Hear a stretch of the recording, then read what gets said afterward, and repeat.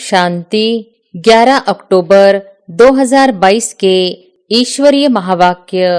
पहले एक नजर मुरली के मुख्य पॉइंट पर। बाबा ने कहा, इतने जो भगत है सबका भगवान एक है।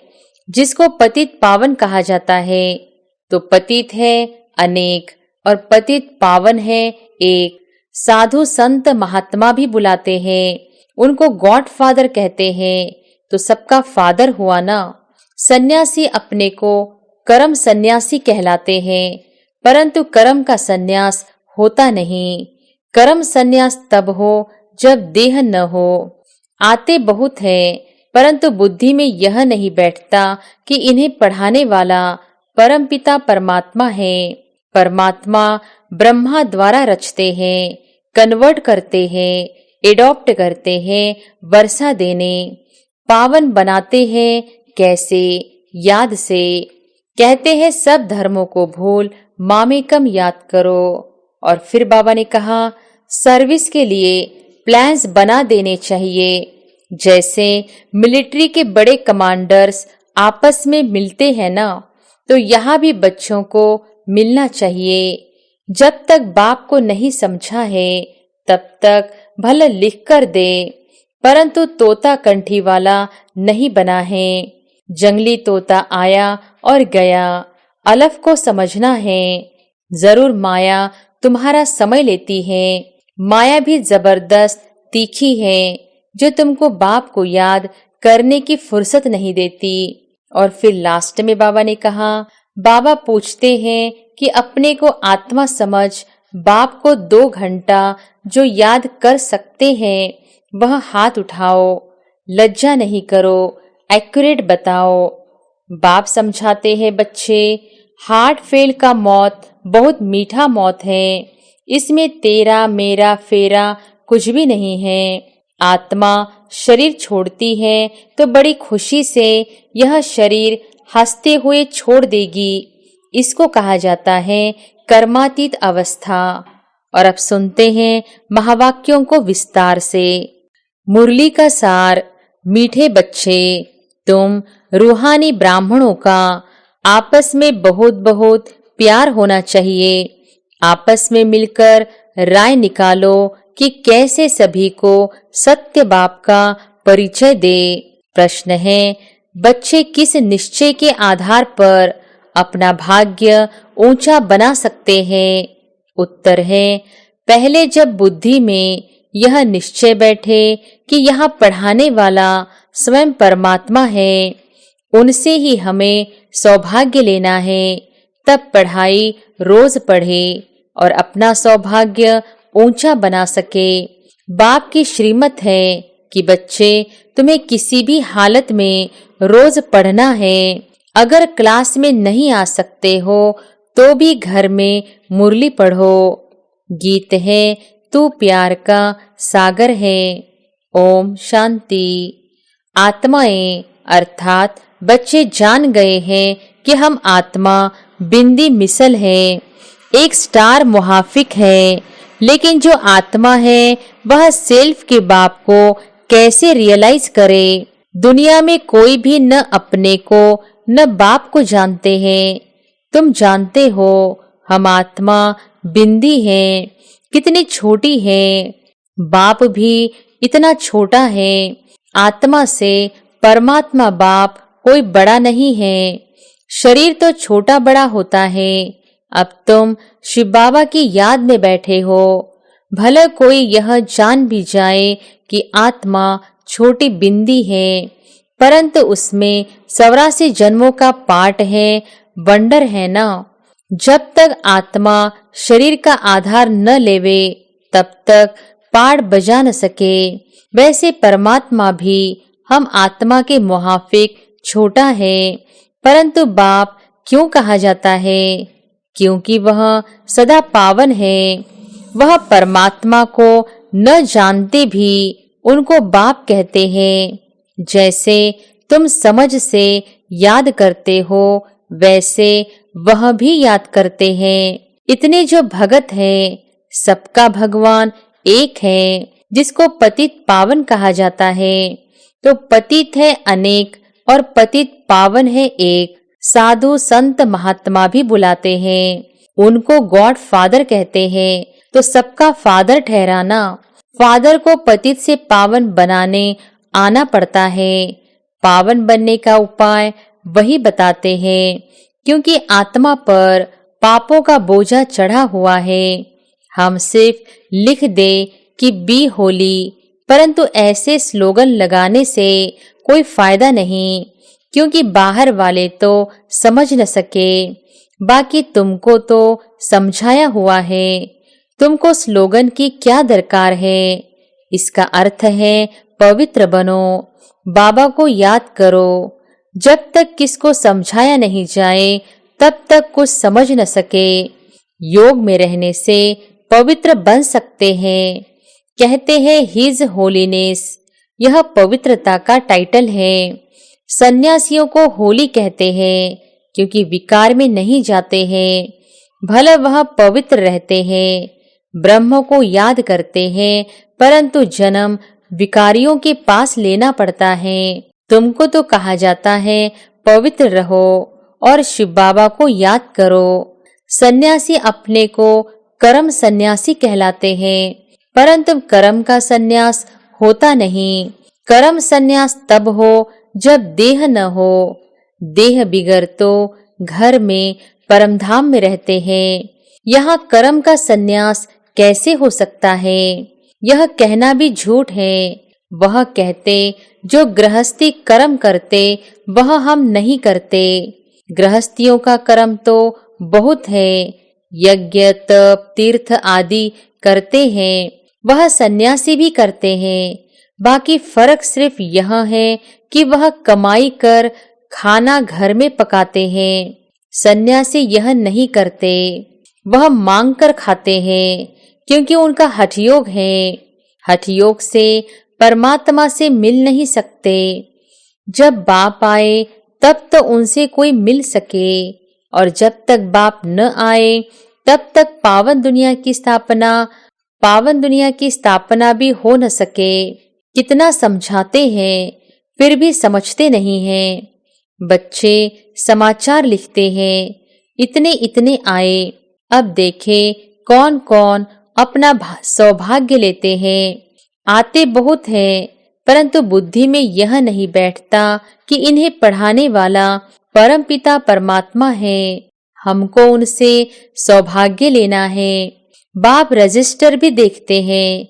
कोई मास में 8-10 दिन भी आते हैं, कोई नहीं भी आते हैं तो वह नहीं लिखते।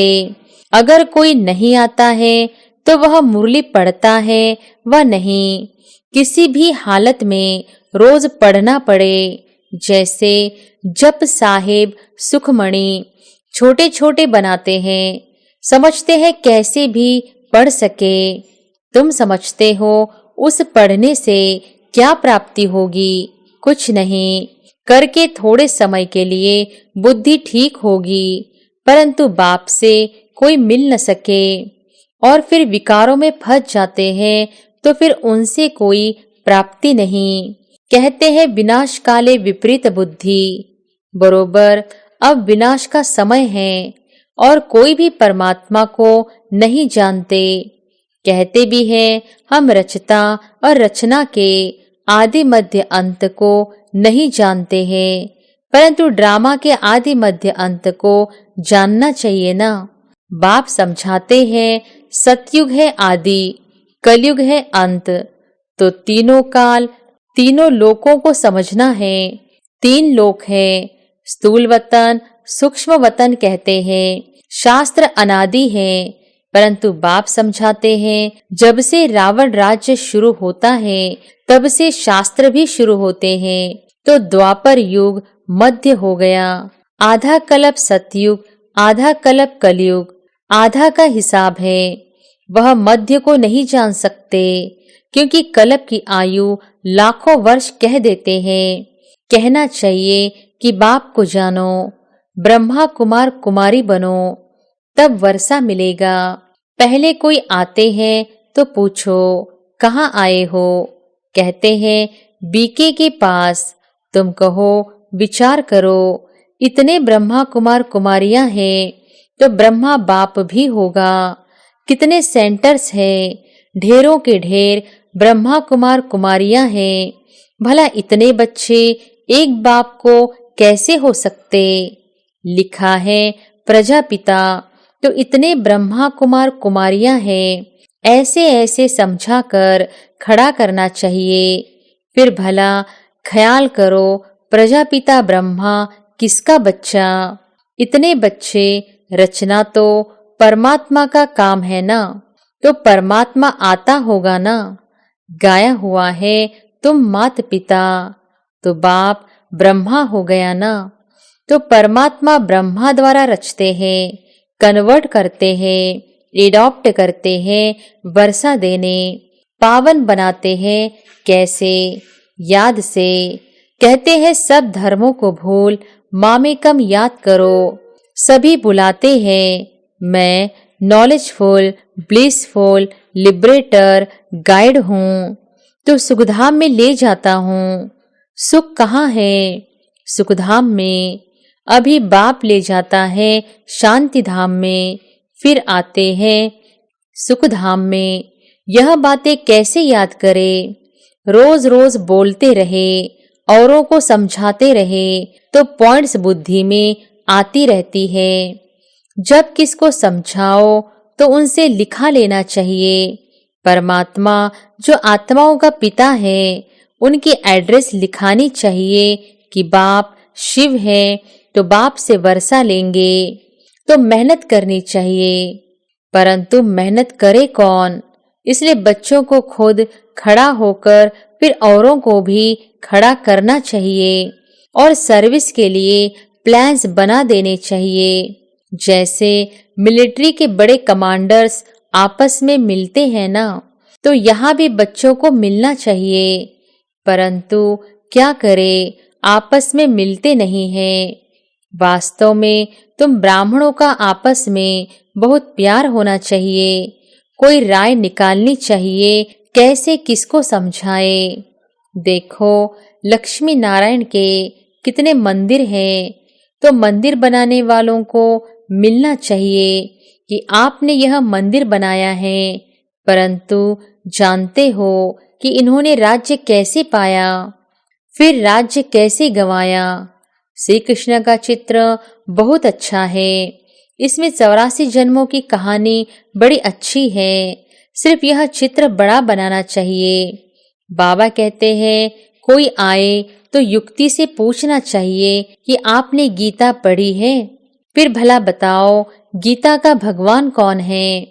तो ऐसे युक्ति से समझाना चाहिए।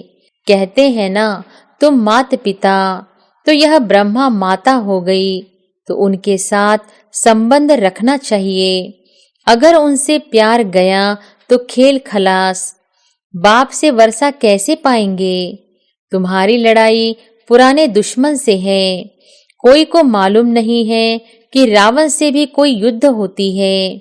कहते हैं सच की नाव डोलेगी लेकिन डूबेगी नहीं, तो हिलती कितनी है।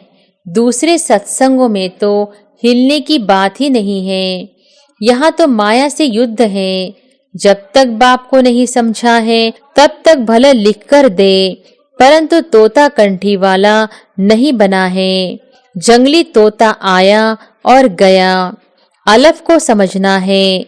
ऐसे प्रजा तो ढेर है, बाकी राजाई के लिए कोई खड़ा नहीं होता है। बत्ती पर फिदा हो जाए सो बड़ा मुश्किल होता है। अच्छा मीठे मीठे सिकिलधे बच्चों प्रति माता पिता बाप दादा का याद प्यार और गुड मॉर्निंग। रूहानी बाप की रूहानी बच्चों को नमस्ते।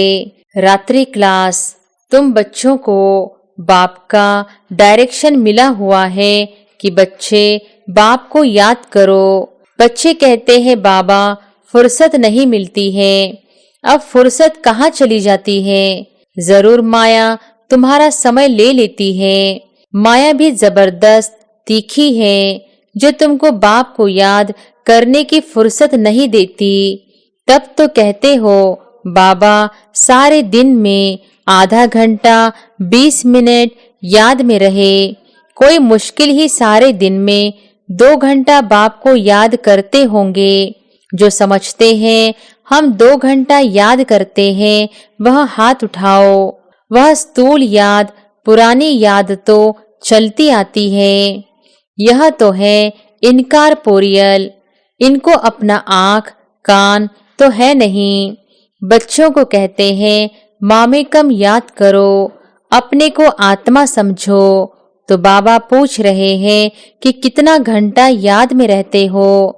बच्चे खेलने जाते हैं तो टीचर को याद करते हैं। घर में पढ़ते हैं तो भी टीचर याद रहता है। तो वह है स्थूल याद। इसमें है थोड़ी डिफिकल्टी। तो बाबा पूछते हैं कि अपने को आत्मा समझ बाप को 2 घंटा जो याद कर सकते हैं, वह हाथ उठाओ। लज्जा नहीं करो, एक्यूरेट बताओ। तुम यहाँ बैठते हो, बाबा मुरली चलाते हैं तो बुद्धि दूसरी तरफ चली जाती है ना। इतना बुद्धि में धारण भी नहीं होता है। जैसे यहाँ सुबह में 1 घंटा बाबा समझाते हैं, तो क्या वह 1 घंटा बाबा को याद करते हो या बुद्धि बाहर में चली जाती है? बरोबर नंबरवार पुरुषार्थ अनुसार बुद्धि कहाँ न कहाँ चली जाती है। सारा नहीं सुनते हैं। अगर सारा बैठ करके सुने और नोट करते रहे तो बाबा कहेगा हाँ इनका योग ठीक है। तो सुनते समय अटेंशन देना है और पॉइंट्स पूरा लिखना है। अगर लिंक टूटेगी तो पॉइंट भूल जाएगी। बाप समझाते हैं बच्चे, हार्ट फेल का मौत बहुत मीठा मौत है। इसमें तेरा मेरा फेरा कुछ भी नहीं है। बैठे बैठे यह गिरा, बेहोश हुआ, खलास, बस फिर होश में आए ही नहीं। यह बहुत अच्छा मौत है। बाकी मनुष्य तो रोते पीटते हैं और तुम तो खुश होंगे। अरे वाह, इनका मौत बड़ा सहज हुआ, इनको कोई दुख नहीं हुआ। अगर मौत हो तो ऐसा हो, नहीं तो दवा, नर्स, यह वह बहुत होते हैं ना। इसलिए जो बैठे बैठे अपनी इस पुरानी जुत्ती को छोड़ दे, कर्मातीत अवस्था हो, ऐसे ही शरीर छोड़े, तो वो सबसे अच्छा है। तुम आगे चल करके देखेंगे, अनायास बॉम्ब्स छूटेंगे और सब बैठे बैठे चले जाएंगे। चेहरा भी हर्षित होगा। जैसे कभी कभी अच्छे मौत होते हैं तो देखने वाले कहते हैं कि यह तो जैसे जागता है, यह तो हर्षित है।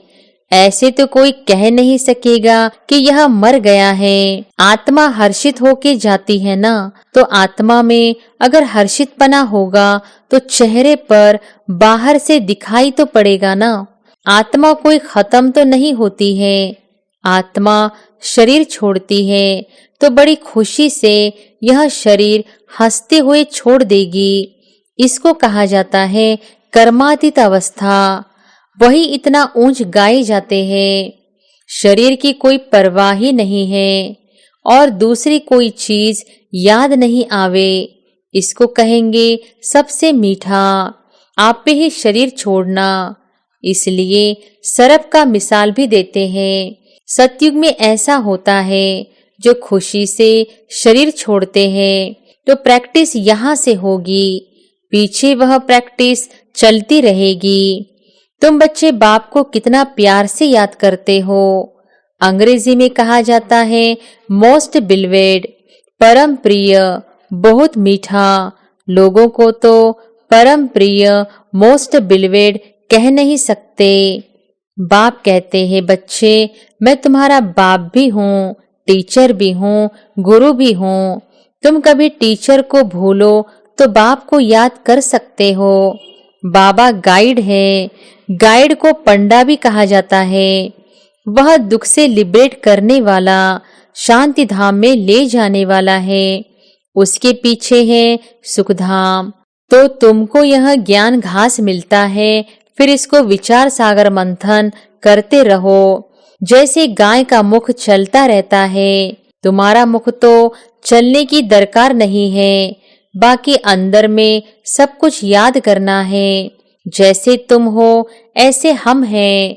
हमको तो और भी कम घंटे मिलते हैं, क्योंकि हमारा बुद्धि योग बाहर में बहुत जाता है। कभी कोई की चिट्ठी आई, फलाने की खिटपिट है, यहाँ है, वहाँ है, तो सारा दिन उस तरफ बुद्धि जाती है। परंतु शायद बच्चों से जास्ती बाबा को सहज है, क्योंकि बगल में साथ में रहता है। जब बाबा भोजन खाने के लिए बैठते हैं तो सोचते हैं, अच्छा मैं बाबा को याद करता हूँ। 2-3 मिनट याद रहती है, फिर भूल जाता हूँ। याद हवा मुहाफिक उड़ जाती है। बच्चे ट्राई करके देखो, सहज होते भी याद में टाइम तो लगता है ना। अच्छा, मीठे मीठे सिक्के लधे रूहानी बच्चों प्रति रूहानी बाप व दादा का दिल व जान सिक व प्रेम से याद प्यार और गुड नाइट। मीठे मीठे सिक्के लधे रूहानी बच्चों प्रति रूहानी बाप की नमस्ते। धारणा के लिए मुख्य सार। पहली पॉइंट, आपस में बहुत प्यार से रहना है।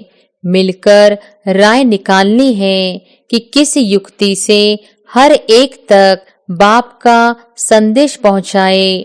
दूसरी पॉइंट, यह विनाश का समय है, इसलिए एक बाप से सच्ची प्रीत रखनी है। योग से आत्मा को पावन बनाना है। वरदान है, स्वराज्य के साथ बेहद की वैराग्य वृत्ति को धारण करने वाले सच्चे सच्चे राज ऋषि भव। स्वराज्य के साथ बेहद की वैराग्य वृत्ति को धारण करने वाले सच्चे सच्चे राज ऋषि भव। एक तरफ राज्य और दूसरी तरफ ऋषि, अर्थात बेहद के वैरागी। ऐसे राज ऋषि का कहाँ भी, चाहे अपने में, चाहे व्यक्ति में, चाहे वस्तु में लगाव नहीं हो सकता, क्योंकि स्वराज्य है तो मन बुद्धि संस्कार सब अपने वश में है, और वैराग्य है तो पुरानी दुनिया में संकल्प मात्र भी लगाव जा नहीं सकता। इसलिए स्वयं को राज ऋषि समझना, अर्थात राजा के साथ साथ बेहद के वैरागी बनना। स्लोगन है, समझदार वह है जो सब आधार टूटने के पहले एक बाप को अपना आधार बना ले। समझदार वह है जो सब आधार टूटने के पहले एक बाप को अपना आधार बना ले। अच्छा, ओम शांति।